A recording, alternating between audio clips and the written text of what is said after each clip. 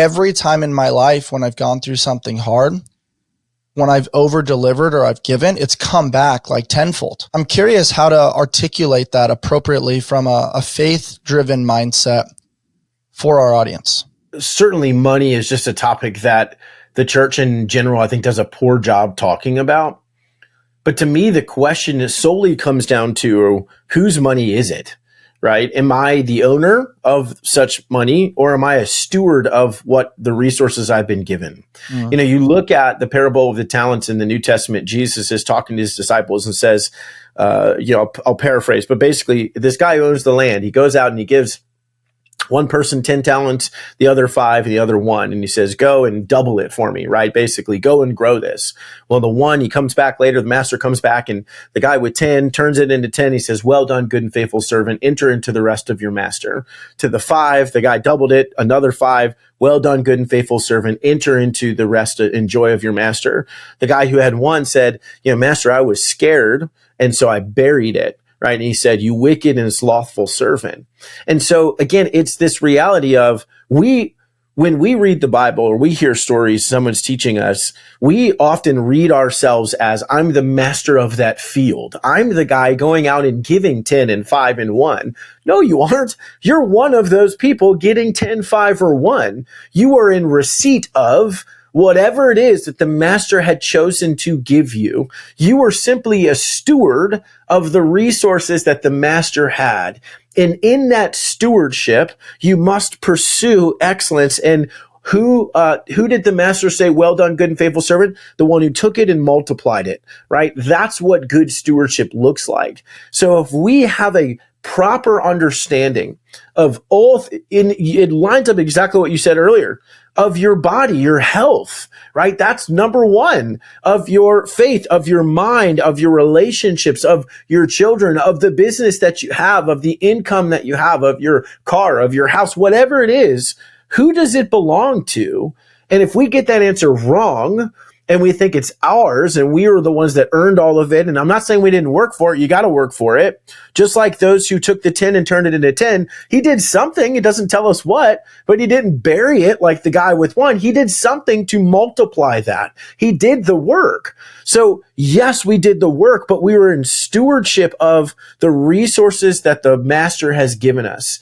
And so when we understand properly that all the money that comes in to me in my business, all of our kids, my wife, all the things that we have, I'm simply a steward of those things. So therefore, giving back to the Lord, it's not even mine to begin with, right? It's, Lord, you in your kindness have given this to me. When the master showed up, he didn't say, and it doesn't tell us, right? So I'm guessing what would have happened. That guy who had 10 turned it into 20, he probably said, Master, here you go. Here's the 20. And the master says, well done, good and faithful servant, right? Whose is it? I'm a steward. I'm not an owner. And I'm a steward of the kids that I have, and I'm a steward of everything I have. Therefore, my responsibility is different than being the owner, if that makes sense. And so that's the reframe for me. It's not a reframe necessarily. It's just the biblical reality is it's not mine. And so if it's not mine and saying I'm going to give 10% back, that's not as difficult as saying this is all mine and now you expect me to give it to you. It's his, right? Why did you and I wake up today? Why do we get to have this conversation? Because the Lord literally in his kindness has allowed us to continue to breathe and for my voice to produce sound and your voice to produce sound and our ears to hear the words that are coming out, right? And the listeners to hear the things that are being said and their TV or their computer or their phone to continue to work. It's all in his kindness because he's upholding all of it. So therefore, it's not mine to begin with. Yeah, I love that reframe of the concept of just possessiveness. Where I'd be a little curious is what is ownership? Does ownership actually even exist? Or is it really rent is always due? I mean, with our bodies, rent is due. They have the famous concept, pay the man. When you look at owning a car, there's still maintenance. You're always paying for gas. You have maintenance of your brakes, your transmission, your tires. You look at a home, there's still property taxes. There's still all these different things where you're always having to pay or tithe a little bit. What are your thoughts on just the concept of ownership and what that really means within the human construct? To me, all of it comes down to stewardship. So do I own it? No. Am I the steward of it? Yes. So therefore, just like in your business and mine, what is the most effective way I can get my executive assistant, for example, to grow the business and help me succeed is to get her to think like an owner, right? That the work that she does, this is how it's going to come back to her as well. And this is the bigger, broader vision and why it matters, right?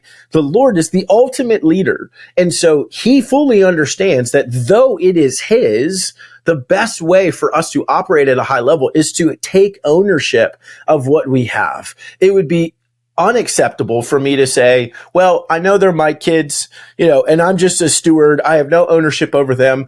Let them do what they want because whatever, they belong to the Lord. Well, no, the Lord says, I gave you those on purpose, right? He gave you your business on purpose.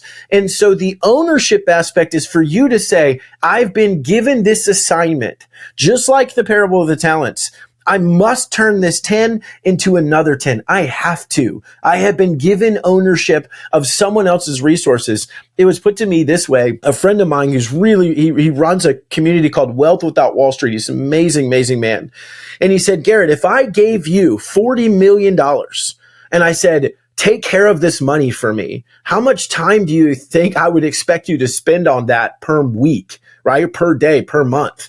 And I said, a lot of time, because that's a lot of money that you just gave me. He said, if that's true, the Lord gave us literally everything. And how much time does he expect us to spend to understand money and family and faith and fitness and all those pieces? It's an infinite amount of time. We must continue the work until I am called home and I am literally not on this earth anymore.